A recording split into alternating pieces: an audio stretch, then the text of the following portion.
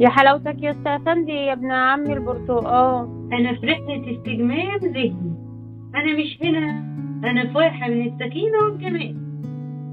يا حلاوتك يا استاذ سندي يا ابن عمي البرتقال.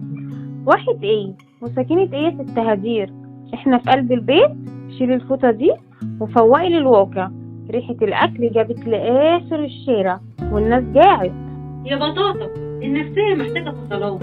العالم بقى مغرب، والواحد محتاج شوية دلع وتدليل للروح، مش بس طبيخ وتنظيف. يا هانم، الدلع مش بالسكوت والفوط السخنة. الدلع ان الواحد يرضى بلقمته ويضحك من قلبه ويحمد ربنا على الستر.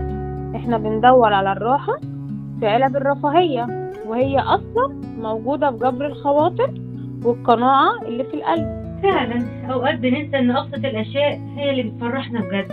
الرضا فعلا هو أغلى برستيج ممكن الواحد يعيش بيه. الخلاصة يا ست الكل، هونوا على نفسكم. الدنيا مش سباق، الدنيا رحلة. اللي بيمشيها بالرضا بيوصل مرتاح، واللي بيشيل الهم والتضييق بيتعب. خلي قلوبكم خفيفة وبيوتكم مليانة ضحك، والباقي كله هيعدي بالسلامة والبركة. عندك حق يا بطاطا، السعادة مش محتاجة تكاليف، محتاجة بس نفس صافية. انتوا بقى ايه أكتر حاجة بسيطة بتطبطب على قلوبكم في زحمة اليوم يا هوانم؟